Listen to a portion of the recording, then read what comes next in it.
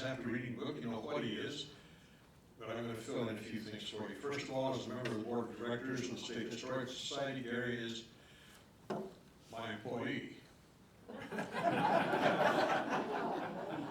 And I believe in keeping employee morale high. And so I'm going to say only nice things about you tonight. His office in Columbia is part of the Center for Missouri Studies. He looks out his window over a place called Peace Park, which I hope is a very calming thing for him, because through the years he's had some non-peaceful things going on with the Historical Society that he has had to deal with, and he's dealt with them wonderfully well. When he took over as our executive director, the Historical Society was in the basement of the Elmer Ellis Library. Many of you have probably been there or were there, so you know what a dark and gloomy place it was.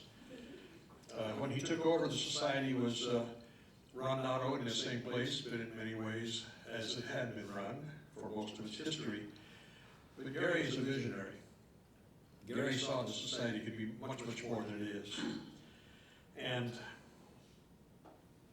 although he is glad that he is within a few steps of all of the resources he could probably ask for when he wants to write about something in Missouri history, there's more than just the scholar to Gary Kremer.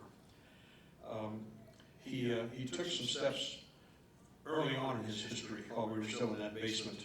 He strengthened some ties with us in the University of Missouri, and he clarified some important relationships when it comes to who administers some historic records that both the university and the Historical Society claimed. He didn't sign on to be a lobbyist, but one day when he was sitting in his office in the basement, he got a telephone call from the Capitol saying that a House committee had just taken all of our money out of the state budget. By the time he hung up the phone, Gary knew he was going to be a lobbyist. And he is our face and he is our voice. He is the State Historical Society of Missouri to the members of the legislature, and they have been thinking most kindly of us, especially in the last few years. He and, at the time, our society president, Stephen Limbaugh, did an incredible job in the legislature. It took a few years, but they got it done, of convincing the legislature to put up money for a new building just for the Historical Society. And that is how we wound up with $35 million in state bonding funds to build the Center for Missouri Studies. And if you haven't been to the Center for Missouri Studies yet, you need to go, just to appreciate the statement this building makes about the importance of history. You can't see this building without having it affect you, saying this is important stuff. And putting it right next to the campus is an important statement of itself. $35 million project. We opened it about 3 years ago, and then within months we had to close it because of COVID. Gary led us not only that high, very high day, but he led us through the difficulties of COVID and closings and remote dealings with our people and the gradual reopening now of our society building. And if you go, you can go almost any of our normal working hours that we had before COVID hit us. He guided us through those perilous times, as well as he's guided us through some perilous times when the economy has gone flat or our appropriation has been reduced. We are now in better financial shape than I've ever known us to be in. We are now in better physical shape in terms of facilities that we have and the materials that we have that are available to people and the increased access people have to those materials at the office. Not only did he guide us through the pandemic, we can argue whether it's over with or not, so he's not done guiding us regardless whether it's over or not. We also, at that same time, were the lead agency for celebrating the state's bicentennial. So while we were doing all of these other things because of the pandemic, we were also putting together the events that we celebrated last year on our 200th birthday. So, on top of that, he was writing the book that you've been reading, which I think is an outstanding survey history of the state of Missouri. And I hope that if you haven't finished it, I hope you will go ahead and do so. And if you haven't started it, for heaven's sake, start and read it all the way through, because you'll have a better idea of who we are and why we are what we are as Missourians, because you've read Gary's book. When I met with this group a few days ago, people asked several questions, and my standard answer was, well, you'll have to ask Gary about that. Now's your chance. He is a historian historian, Missouri's foremost historian. He's a father, a grandfather, an inspirational leader. He is no stranger to anybody in this room. So here's Mayor Kremer.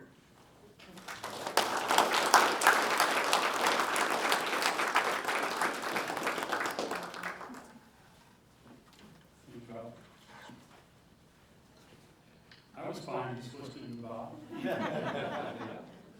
Thank you, Bob, for that very kind introduction. And thank you all for coming out. It's good to see so many people. I wasn't sure if anybody would show up besides Bob. Normally when I talk about this book, I sort of give a summary of it and kind of chapter by chapter and so forth. But y'all are supposed to have read it, and so I'm not going to tell you what you read. What I want to do alternatively is, and I don't want to just talk to you, I want to talk with you, have a conversation. What I want to do tonight is suggest what I think are 5 really key themes of Missouri history. And I'll go through those and talk about them, and then I'll give you a chance to respond. And if you want to respond before I'm finished, just hold up your hand and let me know you have a question, because you may not be able, if you're like me, you may not remember it till the end of the conversation. This book, as Bob says, was a product of the bicentennial, a celebration of the bicentennial. We started in 2013, the legislature gave us the charge of leading the bicentennial effort.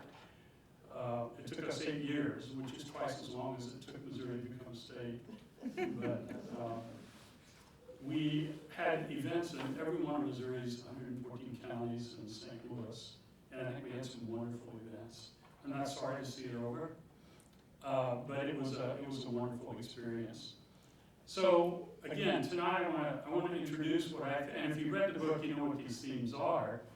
But I'm real curious about your reaction, and I apologize in advance if any of my themes offend anyone. It's not my intent to offend, but it is my intent to stimulate thought. Because the question I've tried to ask in this book is, what is it meant to be a Missourian over time? What does it mean to be a Missourian today? What did it mean to be a Missourian 200 years ago? So the first theme I want to talk about is, for me, one of the most interesting, and that is the long-standing hostility of Missourians toward the federal government. Why do we hate the federal government so much? In 2016, when Josh Hawley ran as a candidate for the office of Missouri Attorney General, he told a Columbia, Missouri reporter this, quote, "The Missouri Attorney General's office should become a platform for challenging federal laws and regulations." That should be the goal, challenging the federal government. I would suggest Missourians have been doing that for over 200 years. There was a tremendous controversy surrounding Missouri coming into the Union. If you go to the State Historical Society, our place today, you can see the original petition for statehood that was circulated in 1817. It wasn't submitted to the Congress until 1819, and almost immediately, Senator James Talmadge from New York introduced a resolution that stipulated that if Missouri became a state, slavery would forever be prohibited. Well, that didn't set well with Missourians. Missouri had a lot of slaves. Probably on the eve of statehood, there were about 60,000 people here. And think about that, that's not a whole lot bigger than Jeff City. There were about 60,000 people and probably about 10,000 slaves. So slavery is integral to the Missouri experience. But Missourians, whether they liked slavery or not, whether they wanted slavery or not, were enraged at the notion that the federal government could tell them what to do. This is 1819, not 2019. It was called restriction. restricting whether slavery could exist or not. Thomas Hart Benton, then a newspaper publisher, soon to become one of Missouri's first United States senators, urged Missourians to oppose restriction. He wrote, quote, "To make a fair and regular stand against," what we should do, he said, is make a fair and regular stand against the encroachment of Congress upon the sovereignty of the states, end quote. Stephen Rector, who was a land surveyor in Howard County, in an event that occurred in July of 1819, it was actually, the occasion was the first steamboat trip up the Missouri River to Franklin. And he made a toast at a dinner. The toast was, quote, "May the Missourians defend their rights, if necessary, even at the expense of blood, against the unprecedented restriction which was attempted on them by the Congress of the United States." So you have Thomas Hart Benton talking about secession before we become a state, and you have Stephen Rector talking about going to war with the government he's trying to join. Why? I'm not sure I can answer that, but my point is that our hostility to the federal government goes way back. In the 1830s, we were ready to fight what was called the Honey War in a dispute over the northern border of Missouri. There was a multiple-mile difference between where Missourians said the border of southern border of Iowa was and where Missourians thought it was. And Missourians were not going to allow the federal government to tell it where the actual border was. And we almost went to war with Iowans because a Missourian had some bee trees, some trees and honeycombs in a controversial area. And by God, we were going to defend that farmer against the attempt by the Iowans to force him out. And also, the Iowans were trying to collect taxes on people who were living in this contested space. The governor was Lilburn Boggs, he of anti-Mormon fame in the 1830s. And it took 10 years. It took 10 years and a Supreme Court decision before Missourians were willing to say, okay, we will accept a congressional division as to where the northern border of Missouri is. In 1861, Governor Claiborne Fox Jackson stood just a few hundred yards from here and urged his fellow Missourians to join what he called his sister states of the Confederacy in defense of slavery. And when the President of the United States, Abraham Lincoln, called for 75,000 volunteers to defend the United States government against the Southern secessionists, Missouri's quota was 3,123.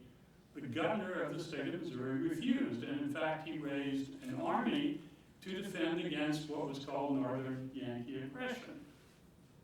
And he thumbed his nose at the President of the United States and the federal government.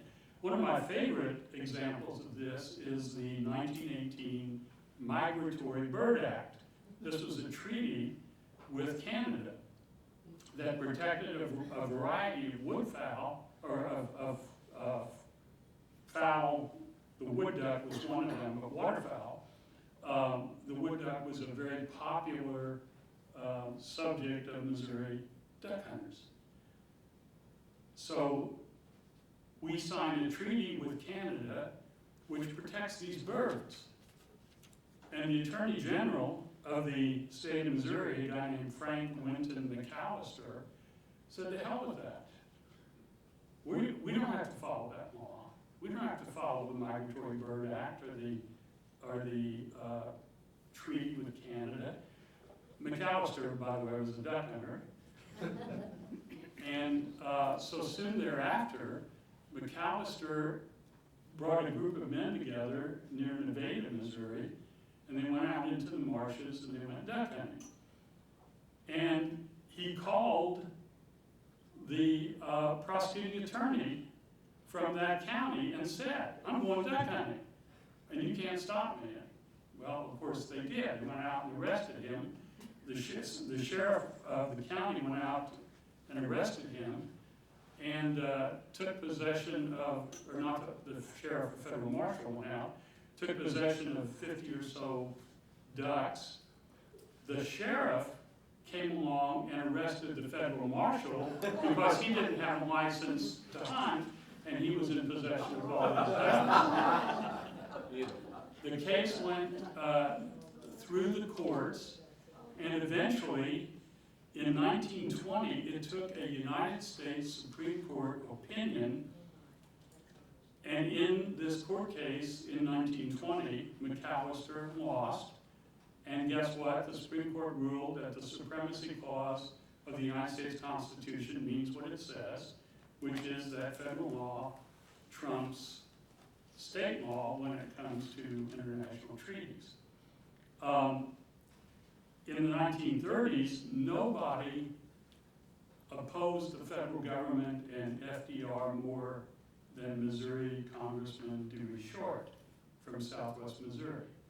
Dewey Short was, at that time, this is how things have changed, the only Republican in the Congress from Missouri. And he fought everything that FDR, he was opposed to everything that FDR suggested with regard to the New Deal and efforts to get us through the Depression. By the way, late in his life, he voted against every expenditure of federal funds until a group of people around Branson decided to create a dam and a park, which they named, guess what? The Dewey Short Park. He voted for that one. In the 1960s, Governor Warren Hearns advocated what he called creative localism. Anybody remember that? Creative localism, he's a Democrat, but essentially he tried to keep federal funds out of Missouri. He didn't want any federal funds, because especially urban renewal funds. He didn't want any kind of activity in support of race relations. In 1968, when the Kansas City riot occurred, Warren Hearns tried his darndest to keep President Johnson from sending the National Guard in, or U.S. troops, because he didn't want anybody from outside Missouri dealing with anything. His argument was that when you start taking federal funds, there's too many strings attached and you want to stay out of it. And some of the greatest opposition, he and Lyndon Johnson could hardly speak to each other, even though they were both Democrats. Richard Nixon was just as hostile toward him because he didn't care who was president. He didn't want the federal government in Missouri. I could go on and on. Maybe one of the most graphic examples of this is in 2021 when the Missouri General Assembly passed the Second Amendment Preservation Act, SAPA, which essentially declared unconstitutional much of Missouri's gun laws. And even more recently, Attorney General Eric Schmidt, as you know, has filed dozens of lawsuits against the federal government. He said at one point not too long ago, and I'm quoting, as Attorney General, I've already sued the Biden administration, and I'm going to keep suing Joe Biden to protect all Missourians when necessary. So my point is not to attack any individual politician, but simply to make the point that one of the central themes of Missouri history is hostility toward the federal government. We get it honest. We've been doing it for 2 centuries. And frankly, I don't see it changing anytime soon. A second point I want to make, a second theme, I'll kind of watch the time here, I'll give you plenty of time to talk. The second theme I want to suggest to you as a theme of Missouri history is the centrality of race to the Missouri experience. Race is absolutely key to the entire span of more than 2 centuries of Missouri history. The right to hold slaves, of course, was enshrined in the 1820 Missouri Constitution, as it had been in the Constitution of the United States in the 1780s. The presence and persistence of slavery in Missouri was critical to the economy of Missouri, and especially of central Missouri along what I call the Black Belt of the Boonslow, of the counties from St. Charles to Lafayette and into Jackson and Clay. There were some counties, we tend to forget this, Callaway County, right across, I'm looking at Callaway County. Callaway County, on the eve of the Civil War, almost 1 out of every 3 persons was an enslaved black person. 1 out of 3. That's stunning. There were slaves in every county in Missouri. Every county. Some didn't have many, particularly in the Ozarks, down along the Arkansas border. But there were slaves everywhere. We tend to forget that. You know, if you ask people today where have blacks always lived in Missouri, the response will be St. Louis, Kansas City. Some might say the Blue Hills. Some might say the Missouri River Valley. But nobody ever said the Ozarks. But in fact, there were lots of blacks in the Ozarks. One of my favorite illustrations of this point. Have you ever driven, I know you have, from Camden to Lebanon to catch Interstate 44 on Highway 5? And about 5, 6, 7 miles north of Lebanon, you see a sign that says Eldridge 4 miles to the west. There hasn't been, to my knowledge, a black person lived in Eldridge, Missouri since 1941. But the town is named for a black man. It was once an all-black town. A guy named Alfred Eldridge settled it, put a store there, and a community grew up around it. We opposed the Wilmot Proviso. Remember that from your history classes? The Wilmot Proviso had to do with the expansion of of slavery into the territories gained as a consequence of the Mexican War. Missourians wanted slavery in those territories. And in fact, Senator Thomas Hart Benton, who had been a slave owner, but by this time believes that the expansion of slavery is detrimental to the American experience and the expansion of American democracy, opposed it, and it cost him his seat. He was voted out in the next election because he opposed the expansion of slavery into those territories of the Southwest. It has been of interest to me that some of the most important Supreme Court cases having to do with race in the United States came out of Missouri.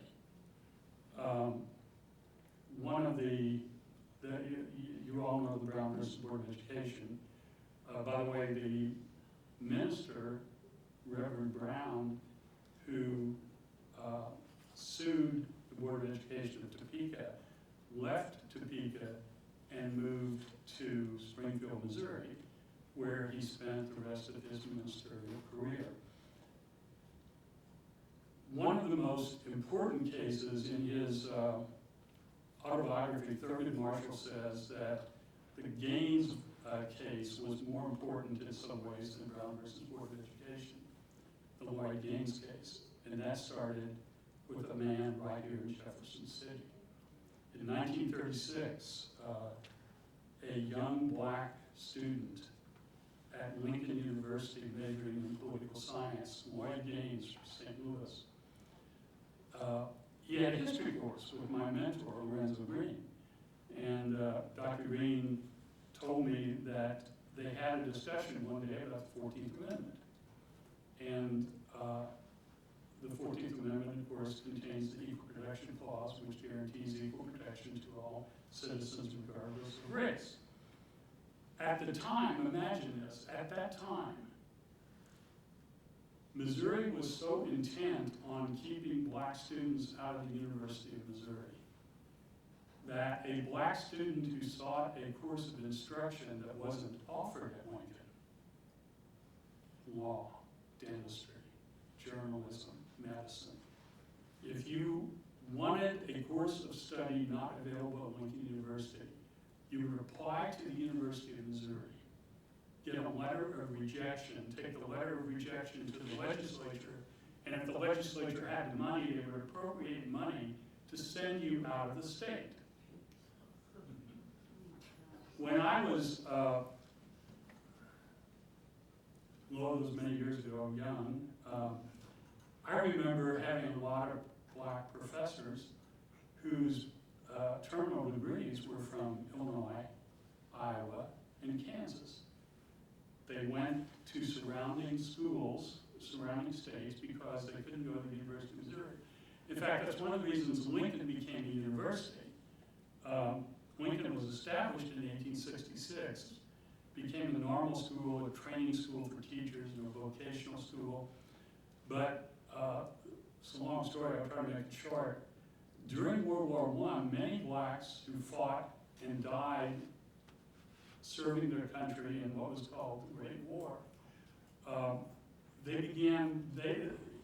their supporters began to argue that it was totally unjust for African Americans who fought and died for their country, or who fought and came back, to be prohibited from going to the University of Missouri. So they began to clamor for access to the University of Missouri. That wasn't going to happen, not in the 1920s. So instead, Lincoln was made a university. It was transformed from an institute to a university. And then blacks were told, you got your university. Could it be equal? No way. Because there were not the resources to hire the teachers and so forth. Although Lincoln did get a $500,000 appropriation that year and began to hire Ivy League trained professors. And this is a tangent I could go on to for quite some time, but this was the beginning of the golden age of Lincoln University, when Lincoln professors came to the institution in Jefferson City from places like Harvard and Yale and Cornell and Ohio State and Penn State, University of Pennsylvania, and so forth. And many of those people stayed 40 years. And I'm sure many of you knew some of these incredible, incredible professors. So Gaines, back to my story, Gaines is told, he said he wants to be a lawyer. And everybody says to Gaines, Lloyd, just apply to the University of Missouri, be rejected, and take your letter of rejection and go somewhere else. Go to Illinois. You're pretty close to Chicago. You know, you're in St. Louis. It's not that bad. He said, no, the Constitution says, the Equal Protection Clause says that I have the right to go to any school I want to go to, and I'm qualified to attend. He applied to the University of Missouri. He lost. And first of all, he was rejected. He sued in Boone County Circuit Court. He lost. He appealed to the Missouri State Supreme Court. He lost. And then he appealed to the United States Supreme Court. Very important case, Gaines versus Canada in 1938. And in that case, the United States Supreme Court ruled that either the state of Missouri had to open its doors to black students, or it had to create a separate but equal institution for them. And so guess what Missouri did? It created the Lincoln University School of Law. Could it be equal? No, although it did produce some fine lawyers over the course of about 10 years. The reason that case is so important is that, according to Thurgood Marshall, in 1954, when the Brown versus Board of Education decision was heard, they pointed back to the Gaines case and said, look, we tried separate but equal.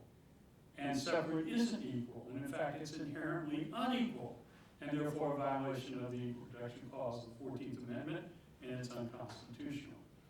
Gaines, you may know, never went to the University of Missouri or to the University of Illinois. He disappeared about the time this decision came out, and he's not been seen or heard of since. There are lots of theories about what happened to him. Some argued he met with foul play for filing this suit. Some believe he was bought off and he just left. But the reality is that, and I've talked to some of his family members, they swear they don't know what happened to him. And it's hard to imagine. My mentor looked for him for years. One time he went to Mexico City. He carried a photograph of Gaines in his wallet. And he went to Mexico City because he heard a rumor that Gaines was in Mexico City. And he went to a restaurant that he was told Gaines frequented. And he showed the proprietor this picture of Gaines. He said, "You know this guy?" Yeah, he comes in here all the time. "Can you arrange for a meeting with me?" "Sure. Be here tomorrow night, 6 o'clock. Green showed up. Gaines never showed up. The man never came back to that restaurant. I don't know what to think or what to believe, but it's an interesting case. I should have mentioned actually the first case, Dred Scott. Dred Scott came out of Missouri also. In the period, the first generation of the Missouri experience, it was very common for black people who were taken by the masters into free territory to gain their freedom. There are over 300 freedom suits in the St. Louis courthouse today. And Dred Scott simply tried to do the same thing. He started out trying to sue for his freedom because his master had taken into Illinois and then into the Wisconsin territory, free territories. And he won initially, but then his master appealed the case. And by the time he lost in Missouri, see a pattern here, and then he appealed to the United States Supreme Court and he lost again. But by that time, slavery was extremely controversial. We were on the cusp of moving into the war. And the Chief Justice of the Supreme Court, Roger Taney, was a slave owner from Maryland, I believe. And he and his court rendered that famous decision where they not only said that Dred Scott was still a slave, but they even said he's not a person. And he has no rights that any white person is obligated to adhere to. Third case I want to mention, again, all these are significant Supreme Court cases. Shelby versus Kremer, no relation, 1948. During the so-called Great Migration, which is the period when blacks began to abandon the South and the rural countryside in Missouri during World War I and moved to cities like St. Louis, Kansas City, Chicago, Detroit, Gary, Indiana for the jobs that are available. St. Louis had a very restrictive policy as to where blacks could live. And they began spilling over into white neighborhoods. And so owners of properties and real estate agents began to include what were called restrictive covenants in documents. And I'll bet if you live in an old part of Jeff City, old part being anything prior to the 1950s, and if you look at your deed, there's a very good chance there's still a restrictive covenant in it, where it says clearly in the deed, this property can never be sold to a, quote, Negro or Mongoloid person. That was standard in deeds, land transactions all over the country, including Jefferson City, Missouri. I've seen them as late as the 30s and the 1940s. So in 1948, there was a case in St. Louis where a black couple came up out of Mississippi and tried to buy a house. They actually bought the house, and then a neighbor filed suit against them, claiming that because of a restricted covenant, a black person couldn't live on that lot. And that case went all the way to the United States Supreme Court. In 1948, the Supreme Court of the United States ruled that that law was unconstitutional and that it could not be enforced. Again, came out of Missouri. But I recall an incident when, in the mid-1960s, when, again, my mentor, Lorenzo Green, this is 1966 or 67, there was a house for sale, there was a general recognition, we had no open housing ordinance in Jefferson City. Neither did Columbia, as late as 1967. And so there were a group of people trying to break that system of redlining and of not allowing blacks, or trying to discourage blacks from buying in certain parts of town. There was a house for sale on, what's the street that goes out just from Lincoln on the top of the ridge up towards? Leslie? No, not that far. Right off of Chestnut, the line. No, Fairmont. It is. Sounds right. There was a house for sale in Fairmont. And so Lorenzo Green arranged for a black person, a faculty member, a couple of faculty members to go and ask to buy that house. And they were told the price was something like $28,000. And then a white person, a white faculty member went over, and the price was half that. And that was actually the catalyst for the city council creating a fair open housing ordinance in Jefferson City. In the 1950s, I think there's abundant evidence that the Brown versus Board of Education decision led to extensive white flight from St. Louis and Kansas City.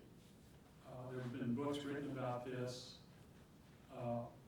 The inner city of cities of Kansas City and St. Louis just sort of emptied out as whites who did not want their children to go to school with blacks after racial immigration began to flee the inner city. And of course, I could go all the way down to 2014 and 2015 with the Michael Brown killing of Ferguson, the Black Lives Matter movement, the concerned student movement of 1950. I'm simply making the point that you cannot understand anything about this country or this state without understanding race relations. And I'm not even sure you can understand race relations. There's a great line in the old classic by Richard Wright, Native Son, written in 1940. Bigger Thomas, the protagonist of the novel, says this: white folks and black folks is strangers. We don't know what each other is thinking.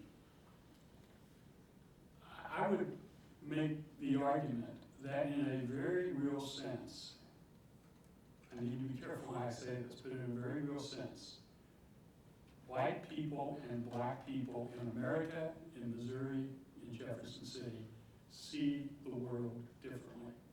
And we see the world differently, I would argue, because we have different histories and we have had different experiences. And if I'm right, and I almost always am, actually I shouldn't say that, my wife's here, she knows better. But if I'm anywhere close to right, and if we have trouble understanding each other because we've had different experiences, doesn't it make sense that we try to understand each other's histories? That may be the only way we can understand each other. Okay, I got a lot to go yet, and I've been talking a long time. A third theme of Missouri history, in my judgment, is the relative decline of Missouri during the 20th century.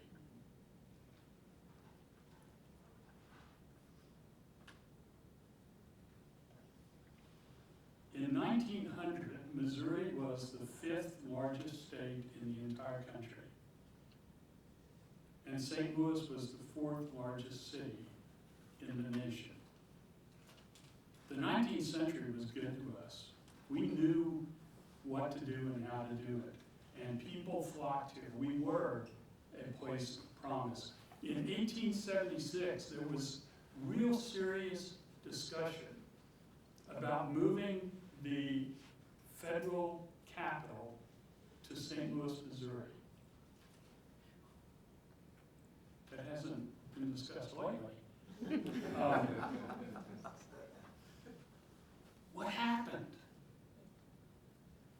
We really nailed it in the 19th century, but in the 20th century, we have consistently declined. And I say this with love because I'm a native Missourian. By 1900, as I said, we're the 5th largest state in the Union. We've been going backwards ever since. By 1940, we dropped to the 10th largest state in the Union. By 1970, we fell to the 13th largest state in the Union. In 2020, we were the 18th largest state in the Union. And this sounds like I'm just trying to bash Missouri, and I'm not. But by 2020, we ranked either 45th or 48th, for example, in the amount of money we pay teachers. We were 48th nationally in revenue per highway mile spent. We were tied with Tennessee for the highest suicide rate.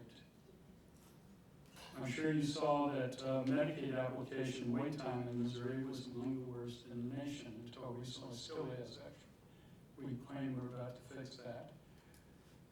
Missouri healthcare system ranked as the 8th worst in the country in 2019. And in 2019, Missouri led the nation in opioid deaths. I don't know why. But I would raise the question whether it has anything to do with what I think is the next thing of Missouri history. And that is, and I will get in trouble before the night's over, that is the low tax mentality that is part of our history. In 1820, Governor Alexander McNair, in his very first inaugural address, said this: as we expect to increase in wealth and numbers, we being Missouri, by the accession of citizens from other states, it is our policy to remove every obstacle and hold out every inducement to immigration. He called for, quote, the establishment of a rigid economy in every department of the state and the retrenchment of every unnecessary expense. Does that sound a little familiar? This is why, for example, in the 1830s and 40s, we leased out the Missouri Penitentiary to private businessmen because we were not willing to pay tax dollars to fund a penitentiary. And the leasing of the penitentiary created all sorts of problems, not the least of which was escapes. In 1843, 25% of the prisoners escaped in 1 year, which would be, well, do the math. I mean, you'd have 1 or 2 a day escaping today. That's because we were working convicts all over the city. And then in the 1870s, when we discovered that the leasing system didn't work, we went to what I call the factory system, where instead of working convicts all over town, we established factories inside the penitentiary, brought work to them, and allowed private entrepreneurs to operate the factories, pay 40 and 50 cents a day for convict labor. It was so profitable that businessmen from Chicago and St. Louis closed their factories down in those cities and moved to Jefferson City. By the 1890s, there were 9 factories inside the penitentiary, and the prison was actually turning a profit for the state of Missouri. The problem with that was that it took jobs away from what we called square laborers, like you and I. And eventually, the organized labor of the Missouri Federation of Labor and the AFL and CIO worked to outlaw it. But it all happened because we didn't want to pay taxes. I don't, by the way, like to pay taxes any more than anybody else. But hopefully there's a point here. Another illustration, in 1876, Governor John Phelps, who was a Democrat. This is not a Democrat or Republican thing. They were both equally penurious in their willingness to spend money. Governor John Phelps, a Springfield attorney, elected governor in 1876, said this: quote, "We must economize, we must reduce the expenditures of government. It may be difficult to do so, but it must be done. We invite population," he said, "and lower taxes will bring people to Missouri." This sentiment ultimately led us to the creation of the Hancock Amendment in 1980 and Hancock II in 1994, which made it much more difficult to increase taxes. I should say that the 1875 Constitution that we created was a response to the 1865 Constitution, which allowed the spendthrift Republicans who were in charge to spend a lot of money and to support railroads. After 10 years, we said enough of that. We created a constitution that, I think there are 31 provisions in the 1875 Constitution that stipulates what the legislature cannot do. It's not an empowering document, it's a restricting document. You know, I mean, how many times have you heard people say things like, "Oh, the legislature's out of town, thank God. You know, nothing bad is gonna happen this way." We incorporated that into the Hancock Amendment and into term limits, I would argue. And so we've created a system that, like our hostility to the federal government, we're also hostile to our state government. And of course, just recently, the governor called for, quote, "the largest income tax cut in Missouri history." The question I would raise here is, are there other things that attract people to a state besides low taxes? Because in 200 years, we've demonstrated that low taxes is not doing it. I would suggest, and my suggestions are worth exactly the price of admission tonight, I would suggest that there are a whole host of things that people look for when they think about bringing a company to a town or when they think about moving to a town. And I think those things include the quality of the schools, the quality of health care. I think they include things like the absence of violence. I think that's one of St. Louis and Chicago's biggest problems right now.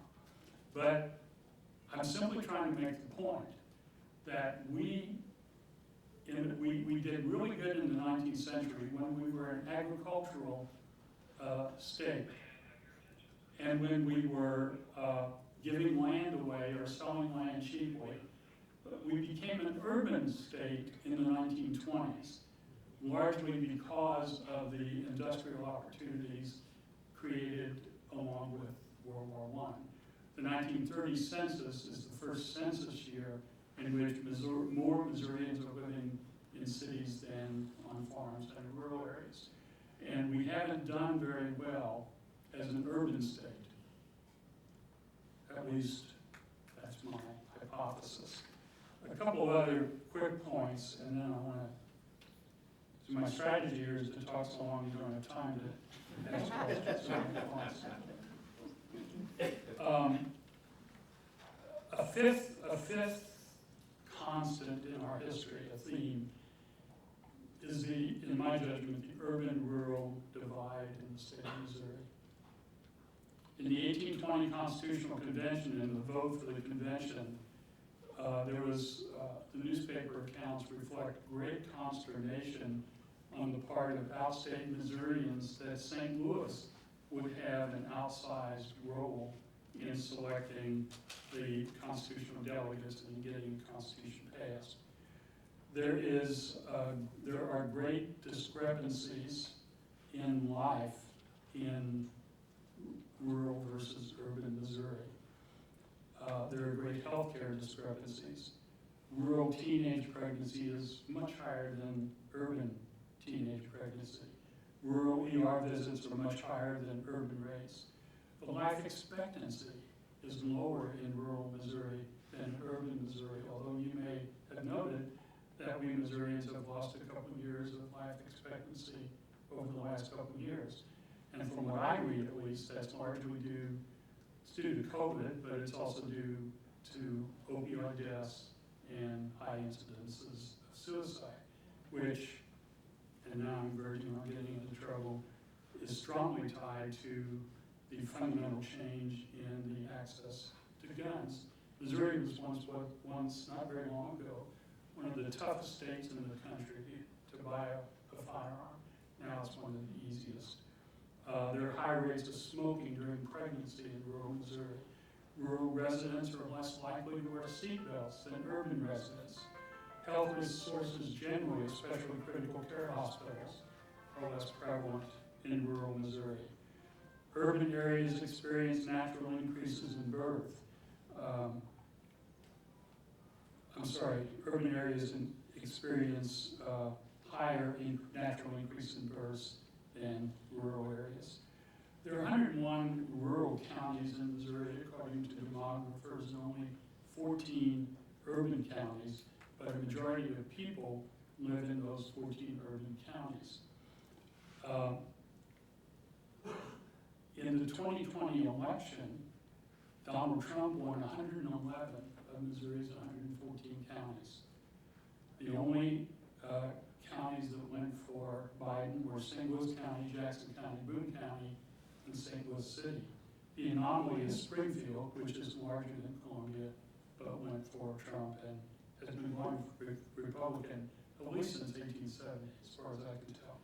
Mercer County, way up near the Iowa border, 86.6% of the county residents voted for Donald Trump. And I'm not suggesting you shouldn't have voted for Donald Trump. I'm simply saying that's, in my judgment, evidence of the urban-rural split, because 86.6% of rural Missourians voted for Trump, 86% of 86.6% of whites voted for Trump, 86% of blacks voted for Joe Biden. I think the time has got to come when urban and rural interests understand that their futures are intertwined. And I don't know how we get to that point, because every time a bill comes up over how money is going to be spent, the urban areas and rural areas fight with each other over whether or not one is going to get more than the other. And the Missouri legislature is dominated by rural interests. We have one of the largest legislatures in the entire country. And it's because Missourians in those communities don't want to give up their local representation.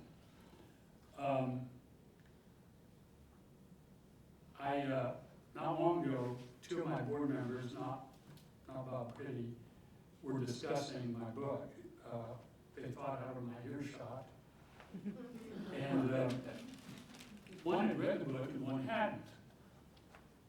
And they were talking about Chapter 10. Chapter 10 is the last chapter, and that's where a lot of the stuff I just mentioned is laid out. And one could read it and think it's a cynical view of Missouri.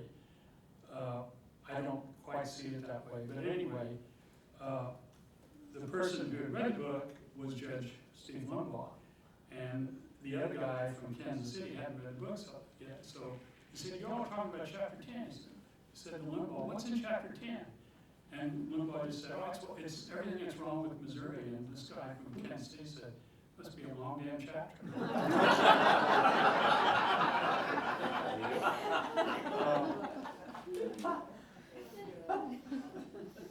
I have hope for my native state and its people.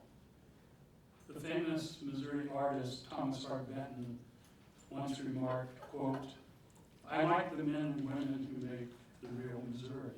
I get along with them." I feel the same way. The state and its people sometimes confuse and confound me, even annoy and aggravate me. But I've never not loved it and them. My own life has become so intertwined with the history of this state that it's sometimes hard for me to separate my own past from that of Missouri. It and I are one, though we are sometimes at war and on the verge of disowning each other. Missouri is my home, always has been, always will be. 7 generations of my family have lived here, most of them most of us have died or will die here. Missouri and its people belong to me and I to them. So tonight, I say with hope tempered by an understanding of our complex past, may Missouri always be a place of promise, and may our third century of statehood be the time in which that promise is fulfilled. Thank you very much for coming out tonight.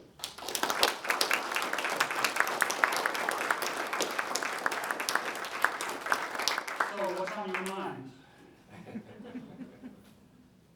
Yeah. This is kind of a little bit tangential, but you mentioned early on in your book that someone that's one of your ancestors was an orphan trained child. And my grandmother was an orphan trained child. Yeah, actually, and she two of landed them. here in Missouri, and Yeah. she was from New York City. I just thought you might say just a minute's worth about Yeah, that. There are lots of them. And if you haven't read the book, one of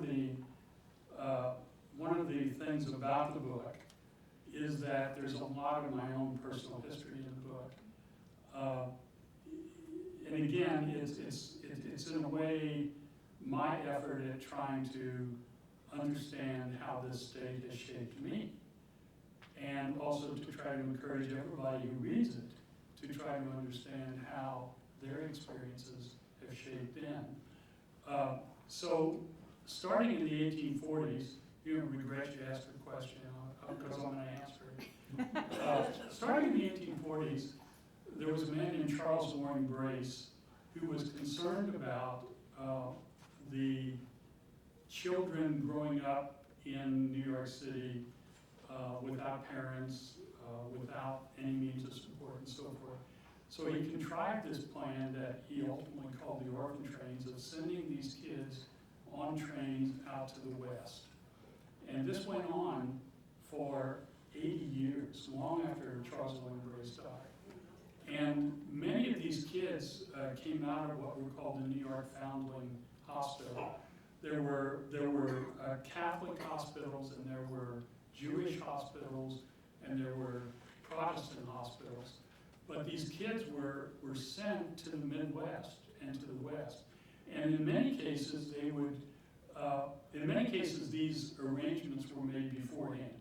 In my case, my family, the local priest had arranged for people who wanted a child to get a child. But in many instances, the kids just got on a train and they started west, and they would stop at a town and they would march them across a schoolhouse, auditorium, stage, and you'd say, like a cattle auction. I want that one, I want that one. And they'd take them home. And some of these situations worked out very well, but some of them didn't. And many of those kids ended up here in central Missouri, even in the metropolis of Frankenstein. Why do you think the big change politically, Democrat versus Republican, over the past 3 or 4 decades in Missouri? We used to have several Democratic senators and things like that. Well, yeah, if I could answer that, Doc, I'll try. But I think it really begins in earnest in the early 1990s. But I think it goes back further. I think in Missouri, abortion has a tremendous amount to do with it. I think the Equal Rights Amendment has a lot to do with it, because the equal rights and abortion fight were coupled together in a way that I think was unfair to women. It came to the point very early on in the late 70s that if you were for the Equal Rights Amendment, you were labeled as a pro-choice person who wanted to kill babies. But I think it becomes way more vicious in the 1990s. I think politics, and it's something that happens, I think, at the national level. I think with the contract for America. And again, I'm prone to getting in trouble, but I think it really starts with Newt Gingrich's move to identify opponents as evil and demonize them, and it's just gone downhill ever since. I tell a story in the book of an interview with Democrat,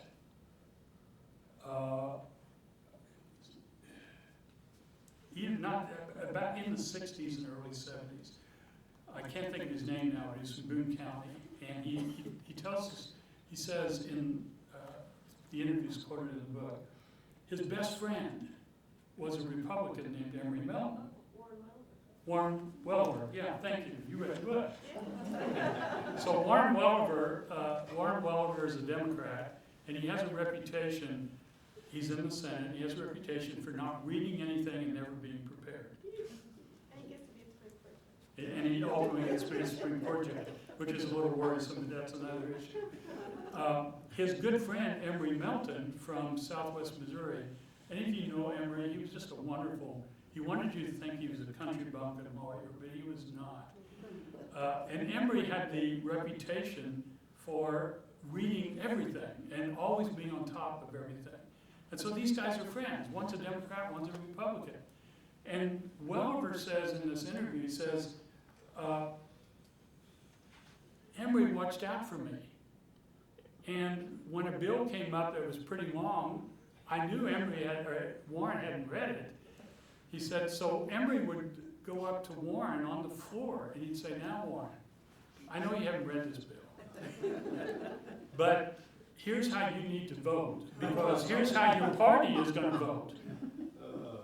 He said, I'm going to vote this way, but you need to vote this way, because your party is going to be on this issue, on this position, on that issue. And he said he never steered him wrong. Can you imagine anything like that going on today? No. So I don't know the answer. In fact, I'm kind of exploring the idea of trying to write a book about that very question.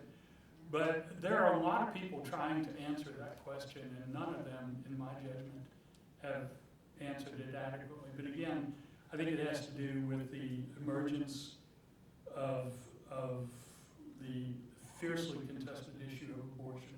And that's interesting in itself, because when abortion first came up, it was not particularly contested in the early 1970s. But there's a long story about how that became a much more intense issue. So anyway, it's a long way of saying I don't know the answer to it. But I wish I did, and I'm not going to rest until I can answer it. Are there other questions? Yeah. So in your book, there's a lot of I worry about these questions. So in your book, you said, okay, go ahead. you have a lot of interpretations and offer opinions, really. Now, so does your book fall in the category of history or? Well, hell yes.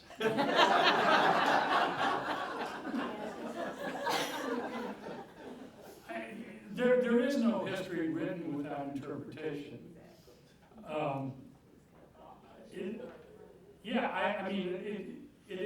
But it is an interpretation. There are no facts in that sense. I think everybody interprets facts and makes a case for what the meaning of those facts are. And that's why I think it's important to know what the background is of somebody you're reading. You know, if you're reading a book, you need to know something about that author.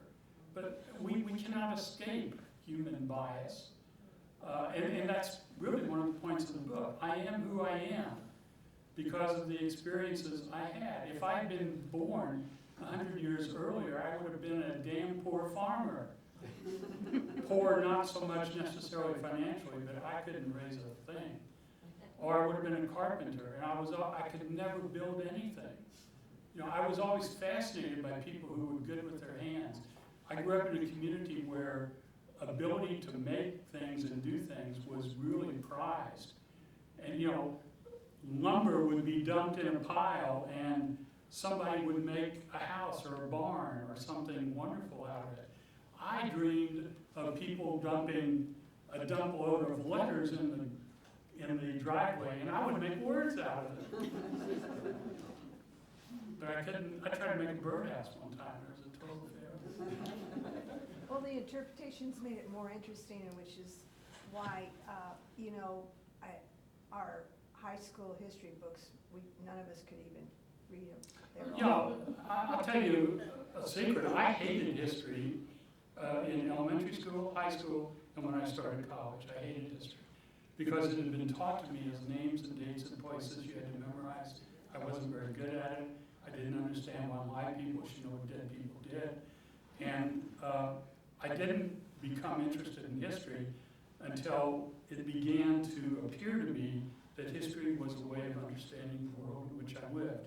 And it was extremely helpful for me to read history to understand the Vietnam War and the Civil Rights Movement. And that's when I got hooked on history. Somebody over here and then, yeah. I would call it a tribute to your mother. I love that part of the, in the book. There's your family history. That's beautiful. Thank you, thank you. Yeah, she was, I knew her all my life. That's why you have so much history. Yes. Most mornings I read Hedda Richardson's post. I don't know if you know who she is. She's a noted historian.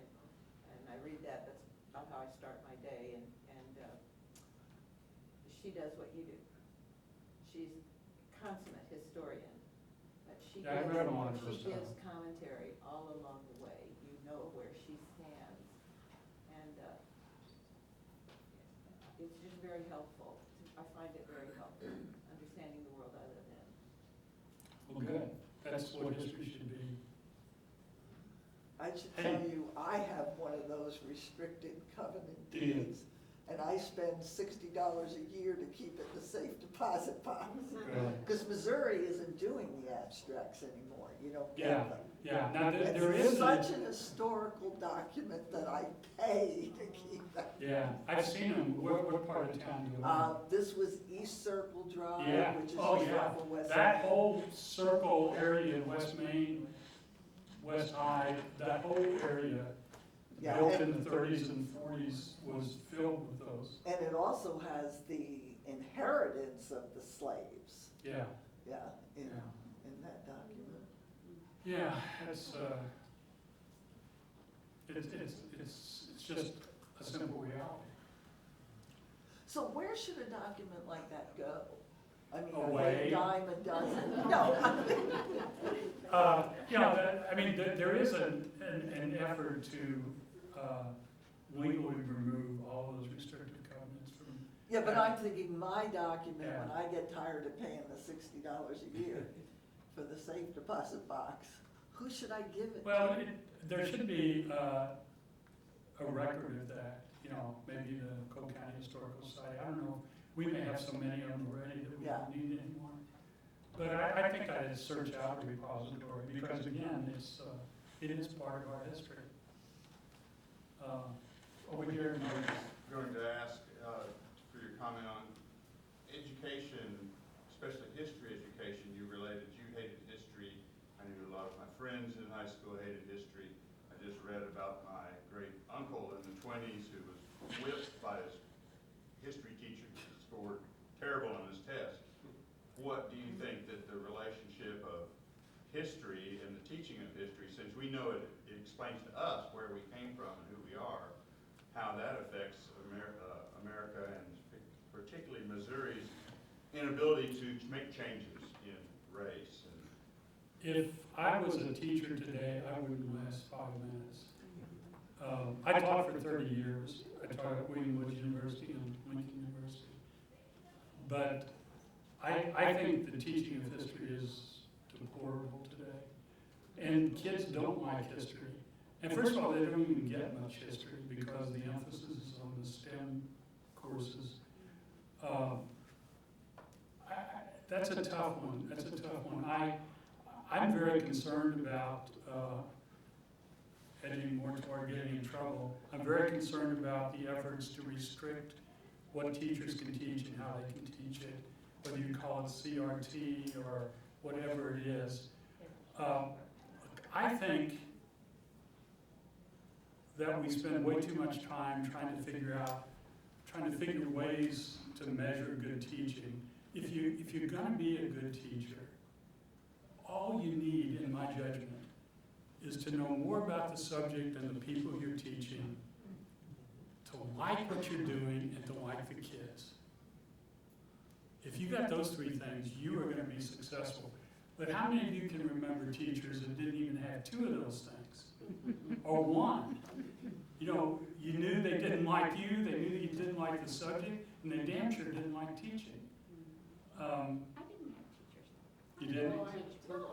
I Okay. had wonderful teachers. Good. I did. I mean, I had the nuns. But I think today, you know, I think, My children had wonderful teachers, as Jerry can say. okay, And I had wonderful teachers. okay. I didn't. I did, I'm with you.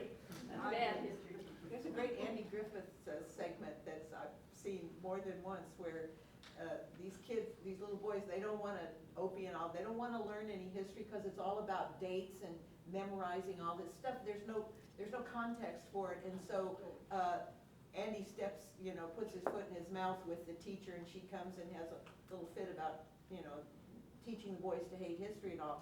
So what does he do? But he begins to tell a story, his interpretation of history and Paul Revere and the Midnight Ride and the shot heard around the world. I don't know if any of you have seen this. Yeah. And the kids are like rapt by this, and Yeah. of course, then they go to school and they start a Minuteman Club, and they love history, you see, Yeah. because Andy tells the story in a way that the children relate to it in a context.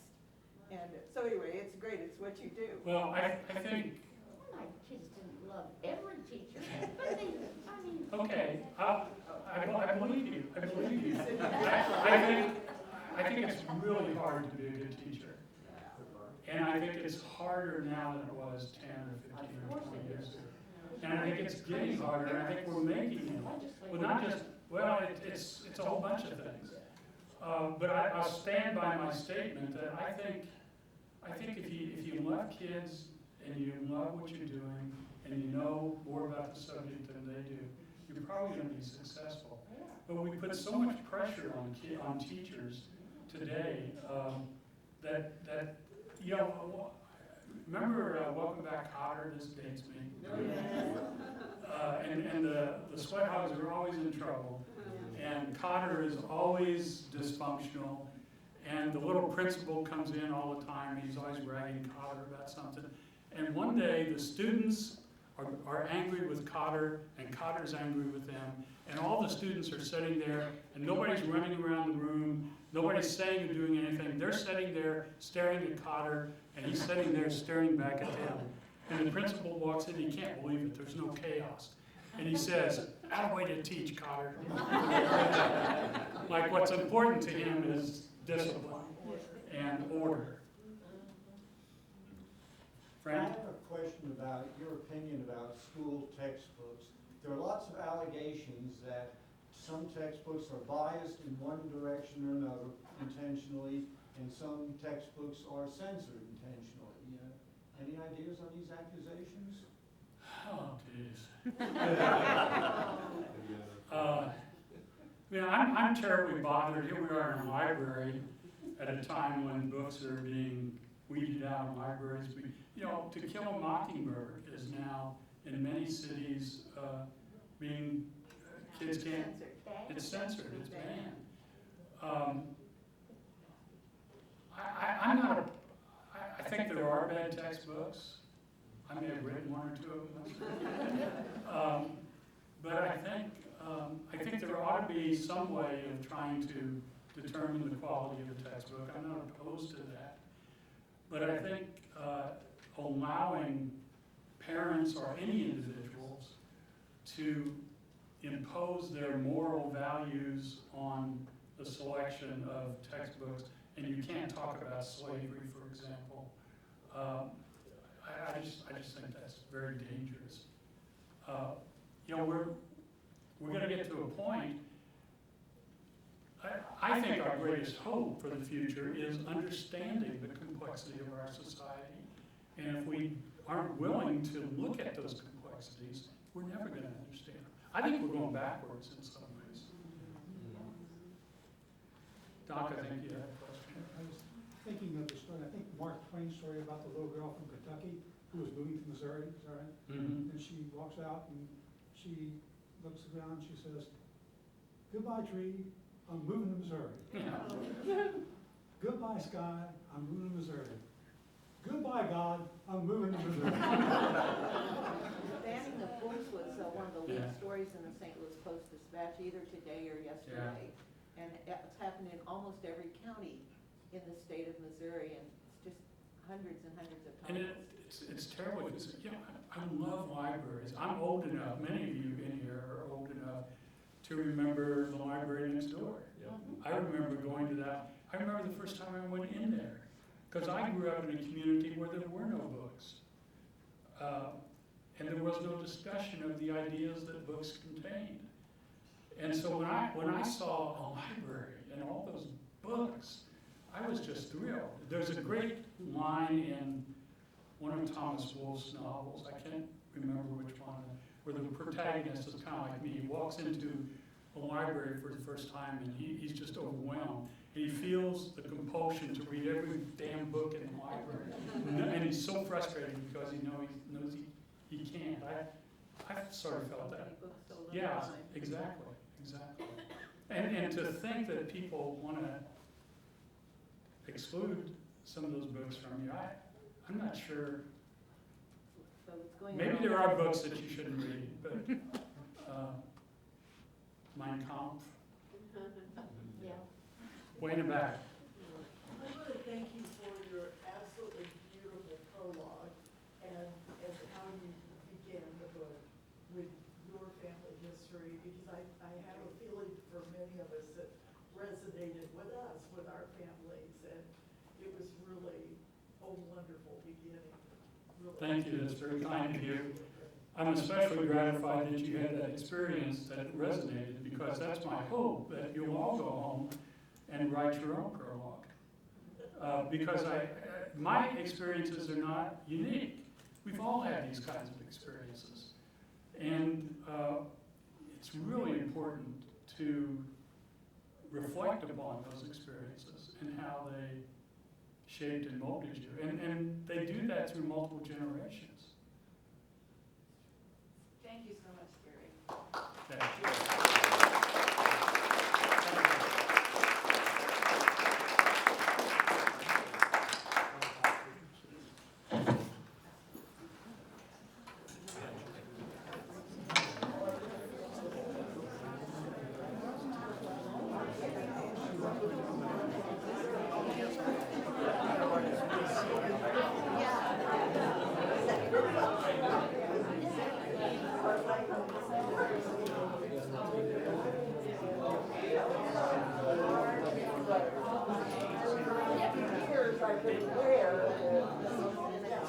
Oh, what?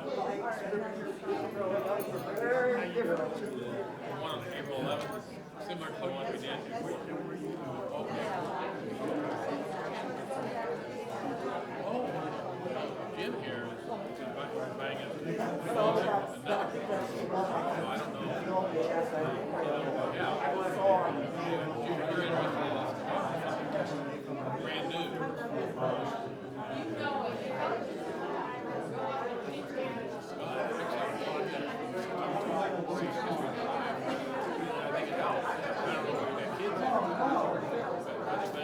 I filled it, yeah. Well, not, well, no, I'm not.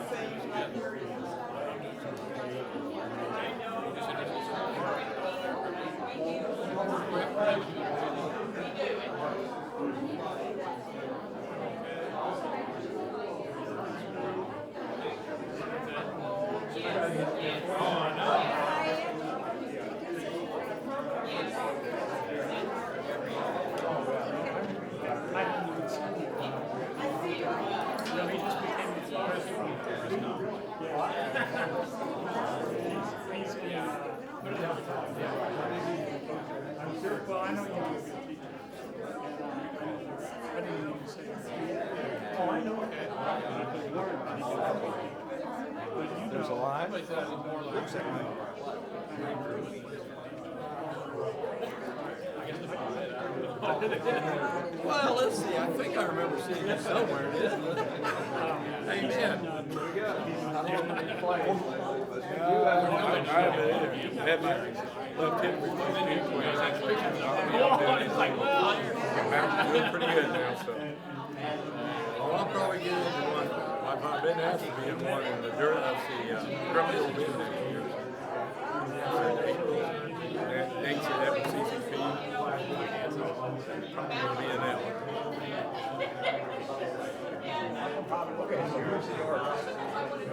I think it was, I was 600 the arts.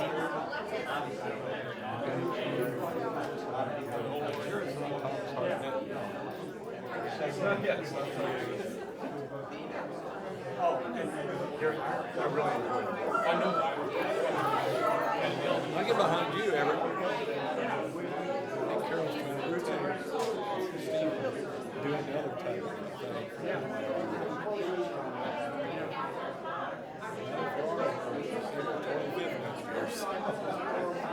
All we do is get a couple of the other guys. Chuck,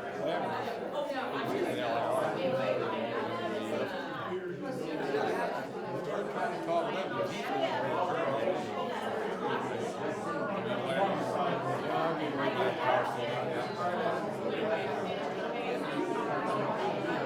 because we still really don't know what to do, but he was in our group. He was Mr. Ballantyne.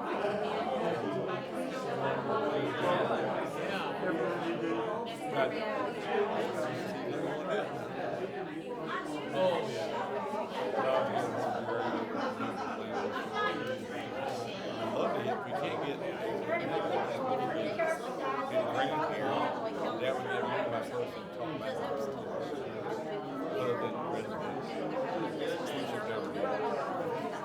You ran like them. And so then he went to they said, how they get the budget. So he said, well, it's like, I was thinking about potentially set up on state, because that's the first time we've gotten head vote Now, state. grants are good. I mean, these Barely, like I said.